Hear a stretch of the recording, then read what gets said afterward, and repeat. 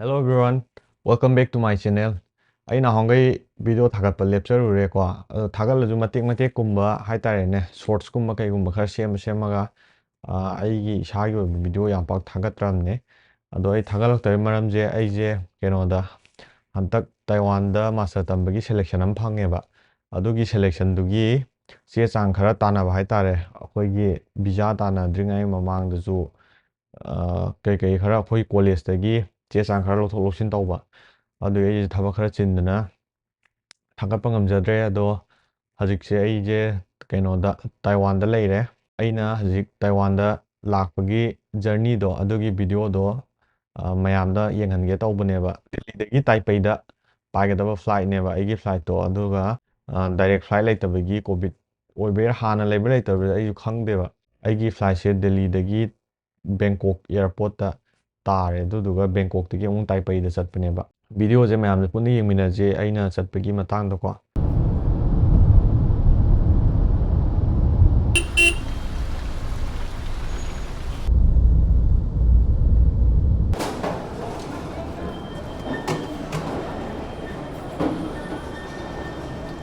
ꯉꯁꯥꯏꯒꯤ airport ꯌꯧꯕꯒꯀꯣ boarding pass ꯂꯧꯔꯦ ꯁꯤ ꯂꯧꯕꯒꯤ ꯃꯇꯥꯡꯁꯤꯗꯤ ꯀꯦꯃꯦꯔꯥ ꯀꯌꯥ ꯅꯝꯕ ꯌꯥꯗꯕꯅꯤꯅ ꯑꯩ ꯅꯝꯗ꯭ꯔꯦꯕ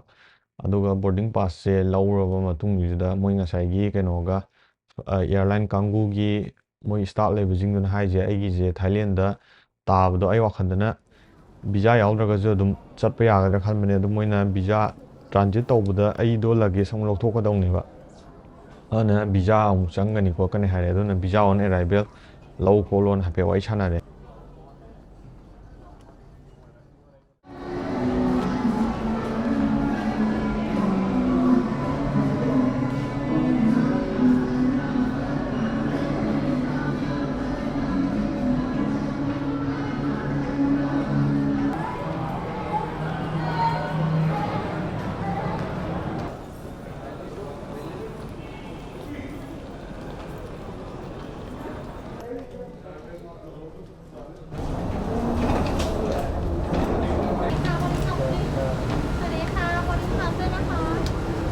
Yeah, the size and right, please. Thank you. สวัสดีค่ะ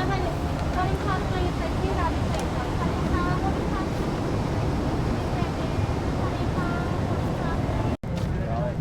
네, 49기 49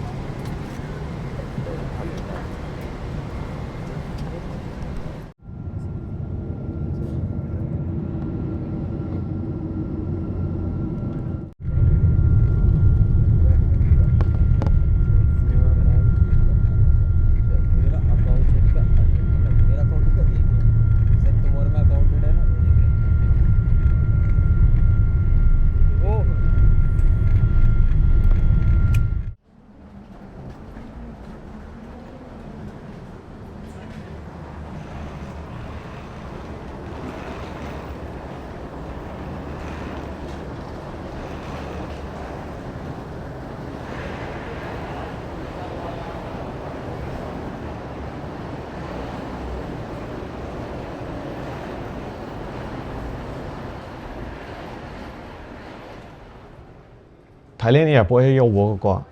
ꯑꯩꯁꯦ ꯍꯥꯏꯗꯤ ꯃꯣꯏꯅ ꯑꯥꯗ ꯆꯪꯒꯅꯤ ꯍꯥꯏꯗꯣ ꯆꯪꯒꯗ꯭ꯔꯥ ꯆꯪꯉꯣꯏꯗ꯭ꯔꯥꯗꯣ ꯑꯩꯁꯦ ꯐꯖꯅ ꯒ꯭ꯌꯥꯟ ꯇꯥꯗꯕꯒꯤꯀꯣ ꯀꯟꯐ꯭ꯌꯨꯁ ꯆꯠꯄꯒꯤ ꯑꯩꯅ ꯍꯪꯇꯣꯛꯑꯦꯕ ꯃꯣꯏꯒꯤ ꯀꯩꯅꯣꯗꯨꯗ ꯏꯟꯐꯣꯔꯃꯦꯁꯟ ꯀꯥꯎꯟꯇꯔ ꯍꯥꯏꯒꯗ꯭ꯔꯥ ꯑꯗꯨꯗ ꯍꯪꯀꯥꯟꯗ ꯃꯣꯏꯅ ꯍꯥꯏꯁꯦ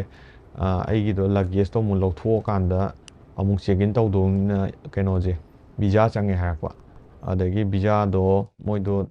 ꯊꯥꯏ ꯕꯥꯠ 2000 ꯑꯣꯏꯕꯀꯣ ꯄꯩꯁꯥꯗꯣ ꯑꯩ ꯗꯣꯂꯔ ꯄꯨ ꯆꯠꯄꯅꯦ ꯗꯣꯂꯔ ꯑꯦꯛꯁꯆꯦꯟꯖ ꯇꯧꯊꯣꯛꯑꯦ ꯃꯣꯏꯒꯤ ꯑꯗꯨꯝ ꯚꯤꯖꯥ ꯑꯣꯟ ꯑꯦꯔꯥꯏꯚꯦꯜꯒꯤ ꯃꯅꯥꯛꯇꯨꯗ ꯑꯗꯨꯝ ꯂꯩꯔꯝꯃꯦꯕ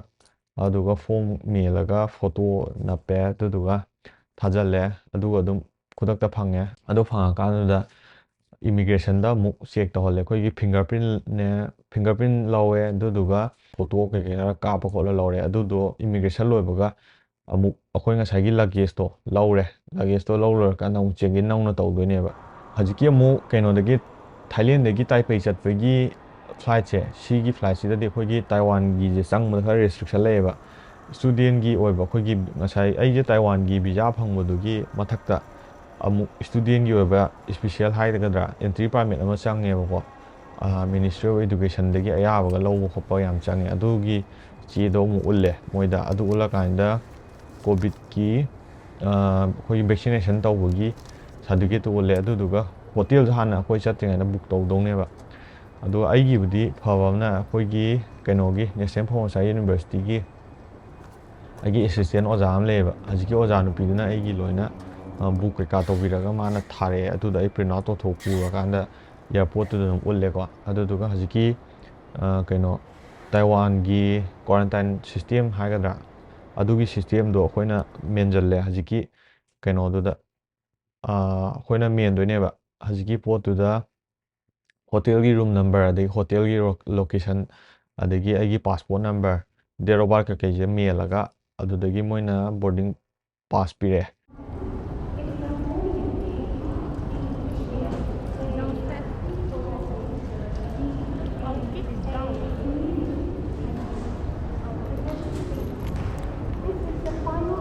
ꯀꯩꯅꯣ ꯍꯧꯖꯤꯛ ꯑꯃꯨꯛ ꯀꯩꯅꯣꯗ ꯇꯥꯏꯋꯥꯟꯗ ꯆꯠꯄꯒꯤ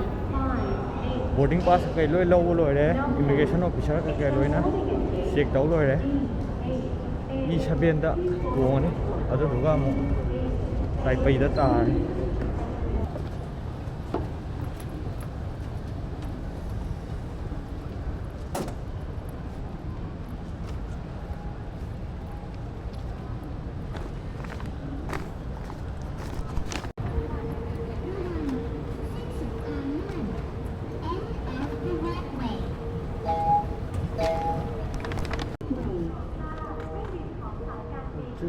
Go Airline เที่ยวบินที่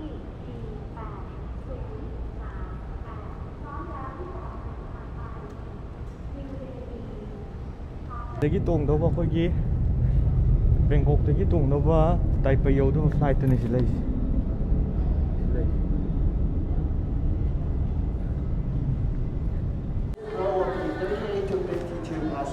Thank you。各位旅客你好，我们现在要请座位于第4区旅客自前方登机闸口登机，座位排数为38排至52排旅客，谢谢。เชิญผู้โดยสารที่ถือบัตรที่นั่งในโซน 4 ระหว่างแถวที่นั่งที่ 38 ถึง 52 ระหว่างแถวที่นั่งที่ 38 ถึง 52ขึ้นเครื่องได้ขอบคุณค่ะ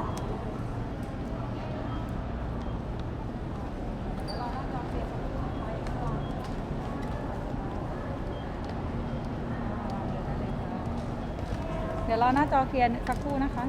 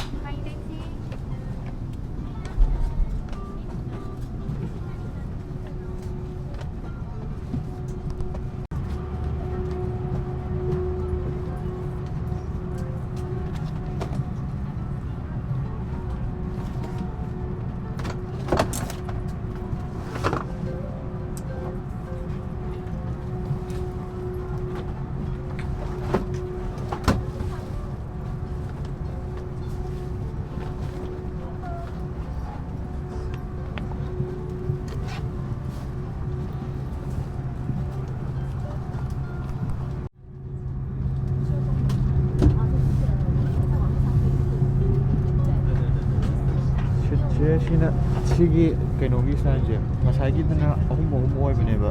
ꯀꯩꯅꯣꯗꯒꯤ ꯗꯦꯜꯂꯤꯗꯒꯤ ꯕꯦꯡꯀꯣꯛ ꯂꯥꯛꯄꯗ ꯁꯤꯁꯤꯅ ꯃꯇꯥꯏꯗ 2 ꯑꯣꯏꯔꯦꯀꯣ ꯑꯗꯨꯗꯨꯒ ꯁꯤ ꯃꯌꯥꯏꯁꯦ 3 ꯑꯣꯏꯕ ꯑꯗꯨ ꯃꯇꯥꯏ ꯑꯁꯣꯝ ꯅꯥꯀꯟꯒꯤ ꯃꯇꯥꯏꯁꯦ 2 ꯑꯣꯏꯕ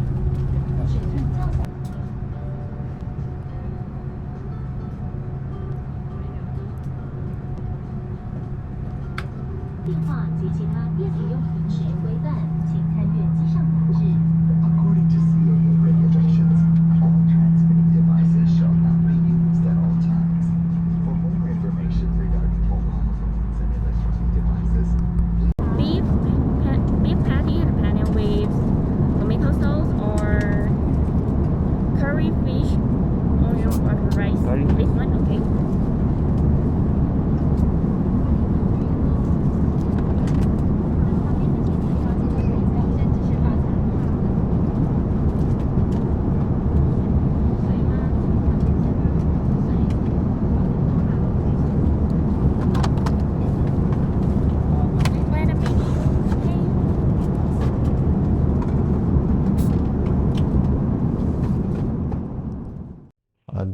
ꯑꯩ ꯆꯠꯄꯗꯣ ꯅꯨꯡꯗꯥꯡ ꯄꯨꯡ 6ꯂ 8ꯂ ꯀꯥꯎꯔꯦꯅꯦ ꯑꯗꯥꯏꯗ ꯌꯧꯕꯅꯤ ꯑꯗꯩꯗꯤ ꯑꯗꯨꯒꯤꯗꯤ ꯌꯥꯝ ꯊꯤ ꯅꯨꯡꯉꯥꯏꯕ ꯑꯃꯅ ꯀꯩꯅꯣꯁꯦ ꯊꯥꯏꯂꯦꯟꯒꯤꯗꯨꯗꯤ ꯑꯩ ꯕꯦꯡꯀꯣꯛꯇ ꯇꯥꯕꯗꯨꯗꯤ ꯑꯩ ꯏꯁꯥꯅ ꯍꯪꯉ ꯆꯠꯂꯒ ꯊꯤꯕꯅꯦꯕ ꯑꯗꯨꯒꯤꯗꯤ ꯈꯔ ꯋꯥꯏ ꯂꯒꯦꯖꯇꯨꯁꯨ ꯂꯒꯦꯖ ꯌꯥꯎꯗ꯭ꯔꯁꯨ ꯑꯩꯒꯤ ꯀꯦꯃꯦꯔꯥꯒꯤ ꯕꯦꯒ ꯀꯩꯀꯥꯗꯣ ꯈꯔ ꯂꯨꯝꯃꯦꯕ ꯑꯗꯨꯗꯨꯒ ꯉꯁꯥꯏꯒꯤ ꯑꯩꯈꯣꯏꯅ ꯇꯥꯏꯄꯩꯗ ꯍꯦꯛ ꯇꯥꯕꯗꯨꯗꯤꯀꯣ ꯐ꯭ꯂꯥꯏꯠꯇꯒꯤ ꯍꯦꯛ ꯀꯨꯝꯊꯕꯒ ꯉꯁꯥꯏꯒꯤ ꯑꯩꯈꯣꯏꯒꯤ ꯄꯣꯁꯇꯔꯒꯤ ꯇꯥꯏꯞꯇ ꯇꯧꯕ ꯑꯃ ꯊꯦꯠꯂꯒ ꯄꯥꯏ ꯂꯩꯔꯝꯃꯦꯕ ꯑꯣꯖꯥ ꯑꯃ ꯃꯤꯅꯤꯁꯇ꯭ꯔꯤ ꯑꯣꯐ ꯏꯗꯨꯀꯦꯁꯟꯒꯤ ꯑꯗꯨꯗꯣ ꯂꯥꯛꯑꯀꯥꯟꯗ ꯑꯩꯈꯣꯏꯗꯅ ꯑꯗꯨꯝ ꯃꯅꯥꯛꯇ ꯆꯪꯁꯤꯜꯂꯦꯕꯀꯣ ꯍꯧꯖꯤꯛꯀꯤ ꯑꯩꯈꯣꯏ ꯑꯣꯖꯥꯅꯁꯨ ꯍꯥꯟꯅ ꯍꯥꯏꯕ ꯍꯥꯏꯇꯥꯔꯦ ꯑꯗꯨꯒꯨꯝꯕ ꯑꯃ ꯄꯥꯏ ꯂꯩꯔꯝꯕꯅꯤ ꯅꯣꯏ ꯆꯪꯉꯨ ꯈꯣꯠꯂꯣꯅ ꯑꯗꯨ ꯆꯪꯁꯤꯜꯂꯀꯥꯟꯗ ꯍꯧꯖꯤꯛꯀꯤ ꯑꯣꯖꯥꯗꯨꯅ ꯑꯩꯈꯣꯏꯗ ꯁ꯭ꯇꯤꯀꯔ ꯑꯃꯃꯝ ꯅꯞꯄꯦꯕꯀꯣ ꯑꯩ ꯁ꯭ꯇꯤꯀꯔꯗꯣ ꯎꯠꯂꯛꯀꯦ ꯑꯗꯨꯗꯨꯒ ꯍꯧꯖꯤꯛꯀꯤ ꯑꯣꯖꯥꯗꯨ ꯇꯧꯔ ꯃꯇꯨꯡꯗ ꯑꯩꯈꯣꯏꯒꯤ ꯁꯤꯝ ꯀꯥꯔꯗ ꯂꯩꯍꯜꯂꯅꯤꯀꯣ ꯁꯤꯝ ꯀꯥꯔꯗ ꯂꯩꯌꯣꯅ ꯂꯩꯍꯜꯂꯦ ꯁꯤꯝ ꯀꯥꯔꯗ ꯂꯩꯔꯦ ꯁꯤꯝ ꯀꯥꯔꯗ ꯂꯩꯔꯀꯥꯟꯗ ꯑꯩ ꯉꯁꯥꯏꯒꯤ ꯀ꯭ꯋꯥꯔꯟꯇꯥꯏꯟ ꯁꯤꯁꯇꯦꯝꯒꯤ ꯃꯦꯟꯈꯤꯕꯗꯨꯗꯤ ꯑꯗꯨꯝ ꯏꯟꯗꯤꯌꯥꯒꯤ ꯅꯝꯕꯔꯗ ꯑꯗꯨꯝ ꯃꯦꯟꯁꯤꯜꯂꯦꯕꯀꯣ ꯑꯗꯨꯒꯤ ꯃꯦꯟꯁꯤꯟꯈꯤꯕ ꯄꯣꯠꯇꯣ ꯌꯥꯗꯕꯅꯤꯅ ꯑꯃꯨꯛ ꯃꯣꯏꯒꯤ ꯇꯥꯏꯋꯥꯟꯒꯤ ꯅꯝꯕꯔꯗꯣ ꯇꯧꯔꯒ ꯃꯦꯟꯁꯤꯜꯂꯦ ꯑꯗꯨꯗꯣ ꯍꯦꯛ ꯃꯦꯟꯁꯤꯜ ꯂꯣꯏꯕꯒ ꯑꯃꯨꯛ ꯁ꯭ꯇꯦꯞ ꯑꯃꯃꯨꯛ ꯆꯠꯂꯀꯥꯟꯁꯤꯗ ꯑꯩꯈꯣꯏꯒꯤ ꯁꯂꯥꯏꯕꯥ ꯁꯦꯝꯄꯜ ꯍꯥꯏꯇꯥꯔꯦꯅꯦ ꯇꯤꯟꯒꯤ ꯁꯦꯝꯄꯜ ꯂꯧꯕꯒꯤ ꯀꯧꯇꯥ ꯃꯆꯥ ꯑꯃ ꯄꯤꯔꯛꯑꯦ ꯑꯗꯨꯒ ꯀꯣꯚꯤꯗ ꯇꯦꯁ ꯇꯧꯅꯕ ꯍꯥꯏꯇꯥꯔꯦꯅꯦ ꯍꯣꯝ ꯀꯤꯠ 2 ꯑꯃꯒ ꯄꯤꯔꯛꯑꯦ ꯑꯗꯨꯗꯣ ꯄꯨꯔꯀꯥꯟꯗ ꯂꯥꯛꯑꯦ ꯑꯗꯨ ꯂꯥꯛꯑꯀꯥꯟꯗ ꯑꯃꯨꯛ ꯑꯗꯨ ꯏꯃꯤꯒ꯭ꯔꯦꯁꯟꯗ ꯀꯥꯎꯔꯦ ꯑꯗꯨꯗꯣ ꯂꯣꯏꯕꯒ ꯂꯒꯦꯖ ꯑꯃꯨꯛ ꯀꯂꯦꯛ ꯇꯧꯔꯦꯀꯣ ꯂꯒꯦꯖ ꯀꯂꯦꯛ ꯇꯧꯔꯀꯥꯟꯗ ꯂꯒꯦꯖꯇꯣ ꯀꯂꯦꯛ ꯇꯧꯕ ꯂꯣꯏꯔꯀꯥꯟꯗ ꯑꯃꯨꯛ ꯁꯂꯥꯏꯕꯥ ꯄꯤꯕꯒꯤ ꯑꯃꯨꯛ ꯀꯩꯅꯣꯗ ꯑꯃꯨꯛ ꯆꯠꯂꯦꯕ ꯖꯒꯥ ꯑꯝꯗ ꯑꯃꯨꯛ ꯆꯠꯂꯀꯥꯟꯗ ꯑꯩꯈꯣꯏꯒꯤ ꯄꯤꯔꯝꯃꯦ ꯑꯗꯨ ꯄꯤꯔꯝꯃꯀꯥꯟꯁꯤꯗ ꯊꯣꯛꯂꯛꯑꯀꯥꯟꯁꯤꯗ ꯀ꯭ꯋꯥꯔꯟꯇꯥꯏꯟꯒꯤ ꯁꯤꯁꯇꯦꯝꯗ ꯆꯠꯄ ꯈꯣꯠꯄ ꯇꯧꯕꯒꯤ ꯑꯩꯈꯣꯏꯒꯤ ꯔꯤꯄꯣꯔꯠ ꯑꯃ ꯂꯧꯋꯦꯕ ꯑꯗꯨꯒꯤ ꯏꯁꯀ꯭ꯔꯤꯟꯁꯣꯠꯇꯣ ꯒꯥꯔꯤꯒꯤ ꯆꯠꯀꯗꯕ ꯗ꯭ꯔꯥꯏꯚꯔꯁꯤꯡꯁꯦ ꯇꯦꯛꯁꯤꯗ ꯑꯩꯈꯣꯏ ꯑꯃꯃꯝ ꯆꯠꯇꯧꯅꯦꯕ ꯍꯣꯇꯦꯜꯐꯥꯎ ꯗꯥꯏꯔꯦꯛ ꯑꯩꯈꯣꯏꯅ ꯒꯥꯔꯤꯁꯦ ꯕꯨꯛ ꯇꯧꯅꯗ꯭ꯔꯁꯨꯀꯣ ꯍꯥꯟꯅ ꯑꯩꯈꯣꯏꯅ ꯂꯣꯏꯅ ꯃꯦꯟꯈ꯭ꯔꯕꯅꯤꯅ ꯑꯗꯨꯗ ꯌꯥꯎꯔꯝꯕꯅꯦꯕ ꯑꯗꯨꯒ ꯃꯣꯏ ꯏꯁꯀꯦꯅꯔ ꯇꯧꯍꯜꯂꯀꯥꯟꯗ ꯑꯩꯒꯤ ꯃꯤꯡꯗꯣ ꯊꯣꯛꯂꯛꯑꯅꯤ ꯑꯗꯨꯒ ꯗ꯭ꯔꯥꯏꯚꯔꯅ ꯑꯗꯨꯝ ꯂꯣꯀꯦꯁꯟꯗꯨꯗ ꯑꯗꯨꯝ ꯊꯤꯜꯂꯀꯥꯟꯗ ꯑꯩ ꯍꯣꯇꯦꯜꯐꯥꯎ ꯊꯤꯜꯂꯦꯕꯀꯣ ꯑꯗ ꯍꯣꯇꯦꯜꯗ ꯌꯧꯔꯀꯥꯟꯗ ꯉꯁꯥꯏꯒꯤ ꯄꯥꯁꯄꯣꯔꯠ ꯅꯝꯕꯔ ꯄꯤꯔꯦ ꯑꯗꯒꯤꯗꯤ ꯑꯩꯒꯤ ꯃꯣꯏꯒꯤ ꯍꯣꯇꯦꯜꯒꯤ ꯔꯨꯝꯒꯤ ꯄꯩꯁꯥ ꯊꯤꯗꯣꯛꯑꯦꯀꯣ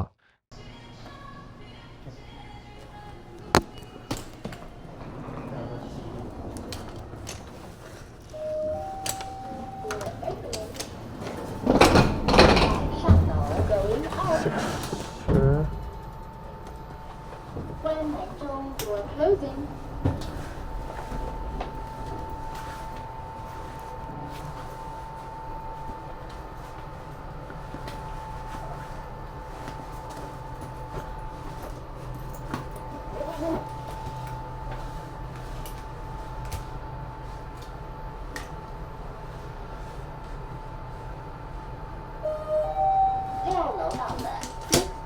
Floor.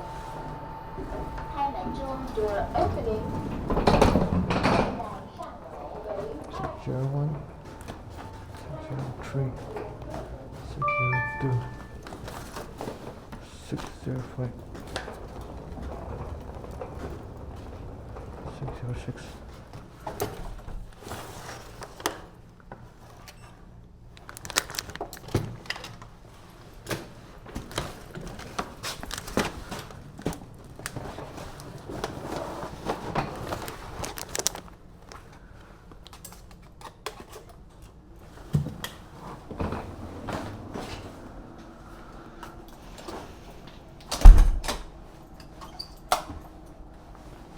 ꯚꯤꯗꯤꯑꯣꯁꯤꯕꯨ ꯌꯦꯡꯕꯤꯔꯤꯕ ꯃꯌꯥꯝꯅ ꯑꯩꯒꯤ ꯆꯦꯅꯦꯜꯁꯤꯕꯨ ꯁꯕꯁꯀ꯭ꯔꯥꯏꯕ ꯇꯧꯗꯕ ꯌꯥꯎꯕꯤ ꯇꯥꯔꯒꯗꯤ ꯁꯕꯁꯀ꯭ꯔꯥꯏꯕ ꯇꯧꯁꯟꯕꯤꯔꯝꯃꯣ ꯑꯗꯨꯒ ꯃꯈꯥ ꯇꯥꯕ ꯚꯤꯗꯤꯑꯣ ꯑꯩ ꯑꯅꯧꯕ ꯇꯥꯏꯋꯥꯟꯒꯤ ꯕ꯭ꯂꯣꯛ ꯍꯥꯏꯇꯥꯔꯦꯅꯦ ꯊꯥꯒꯠꯆꯔꯛꯀꯦ ꯑꯗꯨꯒ ꯀꯃꯥꯏꯅ ꯑꯩꯅ ꯅꯦꯁꯅꯦꯜ ꯐꯣꯔꯃꯣꯁꯥ ꯌꯨꯅꯤꯚꯔꯁꯤꯇꯤꯗ ꯍꯥꯏꯗꯤ ꯁꯦꯂꯦꯛꯁꯟ ꯇꯧꯔꯒ ꯁ꯭ꯀꯣꯂꯔꯁꯤꯞꯇꯅꯦꯕ ꯑꯩꯅ ꯐꯪꯉꯤꯁꯦ ꯁ꯭ꯀꯣꯂꯔꯁꯤꯞ ꯐꯪꯉꯒ ꯀꯃꯥꯏꯅ ꯇꯝꯃꯦ ꯍꯥꯏꯕꯒꯤ ꯃꯇꯥꯡꯗ ꯈꯪꯅꯤꯡꯕ ꯂꯩꯔꯒꯁꯨ ꯃꯌꯥꯝꯅ ꯀꯃꯦꯟꯗ ꯄꯤꯕꯤꯔꯛꯑꯣ ꯃꯈꯥ ꯇꯥꯕ ꯚꯤꯗꯤꯑꯣ ꯃꯌꯥꯝꯅ ꯑꯄꯥꯝꯕꯒꯤ ꯃꯇꯨꯡ ꯏꯟꯅ ꯑꯩꯅ ꯁꯦꯝꯖꯔꯛꯀꯦ ꯃꯇꯥꯡ ꯑꯁꯤꯗ ꯚꯤꯗꯤꯑꯣ ꯑꯁꯤ ꯂꯣꯏꯁꯤꯟꯖꯔꯦ ꯊꯦꯡꯛ ꯌꯨ ꯃꯌꯥꯝ ꯄꯨꯝꯅꯃꯛ If I